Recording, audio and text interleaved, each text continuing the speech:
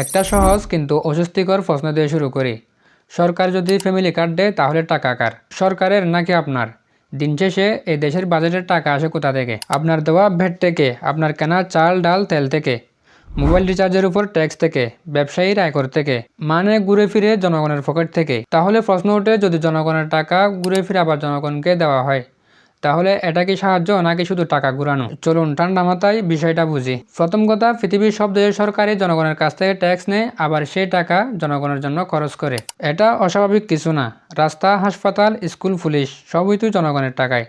তাহলে সামাজিক নিরাপত্তা কর্মসূচি যেমন ফ্যামিলি কার্ড, এটাও সে কাঠামোর অংশ। কিন্তু আসল পার্থক্য কোথায় জানেন? কাদের কাছ থেকে বেশি নেওয়া হচ্ছে আর কাদেরকে টাকাগুলো দেওয়া হচ্ছে। যদি সরকার ধনী ও উচ্চ আয়ের মানুষের কাছ থেকে বেশি কর নেয় আর সেই টাকা দরিদ্র নিম্ন আয়ের পরিবারকে দেয়, তাহলে সেটা একটা সম্পূর্ণ পুনর্বন্টন। অর্থনীতির ভাষায় একে বলে রেডিস্ট্রিবিউশন। এটা সামাজিক বৈষম্য কমাতে সাহায্য করে। কিন্তু সমস্যা শুরু হয় তখন, যখন রাজস্ব বাড়ে না কিন্তু খরচ বাড়ে। ধরুন সরকার মাসে হাজার কোটি টাকা নতুন কর্মসূচিতে ব্যয় করতেছে। এই টাকা যদি বাড়তি কর ছাড়াই আসে তাহলে ভালো, কিন্তু যদি বাজেটে ঘাটতি তৈরি হয় তাহলে সরকার তিনটা পথ নিতে পারে। এক নম্বর হচ্ছে ঋণ, দুই নম্বর হচ্ছে টাকা চাপানো, আর তিন নম্বর হচ্ছে ট্যাক্স বাড়ানো। ঋণ নিলে সুদ দিতে হবে, টাকা চাপালে মুদ্রাস্ফীতি বাড়বে, আর ট্যাক্স বাড়ালে বাজারের দাম বাড়বে। এখন আসি আসল বইয়ে, নিত্য প্রয়োজনীয় পণ্যের উপর কি ট্যাক্স বাড়তে পারে? এই প্রশ্নের সোজা উত্তর হচ্ছে সরকার চাইলে বাড়াতে পারে, কিন্তু রাজনৈতিকভাবে এটা খুব ঝুঁকিপূর্ণ সিদ্ধান্ত।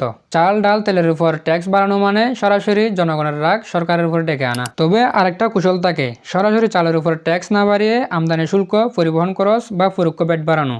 ফলাফল দাম বাড়ে, কিন্তু আপনি বুঝতে পারেন না কোথা থেকে বাড়লো। এখন একটা গুরুত্বপূর্ণ দিক বলি, গরিব মানুষের হাতে যদি টাকা যায়, সেই টাকা কখনো গরিবদের হাতে থাকে না। সে বাজারে খরচ করে, চাল কিনে, ডাল কিনে, কাপড় কিনে। ফলে বাজারে চাহিদা বাড়ে, ব্যবসায়ীর বিক্রি বাড়ে, সরকার আবার ব্যাট পায়, মানে অর্থনীতিতে একটা চক্র তৈরি হয়। এজন্য অনেক অর্থনীতিবিদ বলেন, টার্গেটেড ক্যাশ সাপোর্ট অর্থনীতিকে সচল রাখতে সাহায্য করে। কিন্তু শর্ত একটাই, সঠিক মানুষকে দিতে হবে, দুর্নীতি ছাড়া দিতে হবে। রাজনৈতিক তালিকা বানায় না, প্রকৃত দরিদ্র যাচাই করে দিতে হবে। যদি অযোগ্য মানুষ কার্ড পায়, যদি দলীয় লোক অগ্রাধিকার পায়, যদি প্রকৃত গরিব বাদ পড়ে, তাহলে এ কর্মসূচি আশীর্বাদ না হয়ে অভিশাপ হয়ে যাবে। আরেকটা ভয় আছে, যদি সরকার বেশি খরচ করে কিন্তু উৎপাদন না বাড়ে, তাহলে বাজারে টাকা বাড়বে কিন্তু পণ্য একই থাকবে। ফলস্বরূপ ইনফ্লেশন বা মুদ্রাস্ফীতি হবে। তখন আপনি হাতে কার্ড নিয়ে 2000 টাকা ফেলেন, কিন্তু বাজারে গিয়ে দেখলেন চালের দাম 10 টাকা বেড়েছে, তেলের দাম 15 টাকা বেড়েছে। তাহলে আসল লাভ কোথায়? শুধু ফ্যামিলি কার্ড দিচ্ছে শুনে খুশি হওয়াটা যেমন বোকামি, তেমনি সব শেষ হয়ে যাওয়া বাবাটাও অযৌক্তিক। একটা রাষ্ট্র চালাতে সামাজিক সহায়তার দরকার, কিন্তু তার সাথে শক্ত অর্থনীতিও প্রয়োজন।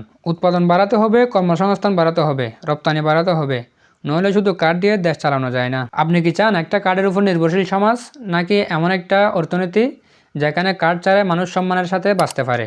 আমার ব্যক্তিগত মত হচ্ছে, যদি ফ্যামিলি কার্ড প্রকৃত দরিদ্রদের জন্য হয়, স্বচ্ছভাবে হয় এবং এর সাথে রাজস্ব সংস্কার, দুর্নীতি দমন, উৎপাদন বৃদ্ধি হয়, তাহলে এটা ইতিবাচক হতে পারে। কিন্তু যদি এটা হয় শুধু রাজনৈতিক জনপ্রিয়তা বাড়ানোর হাতিয়ার, তাহলে ভবিষ্যতে এর মূল্য দিতে হবে, মুদ্রাস্ফীতি দিয়ে, কর দিয়ে আর বাজার দর দিয়ে। আপনি কি চান স্বল্পমেয়াদী স্বস্তি নাকি দীর্ঘমেয়াদী স্থিতিশীলতা?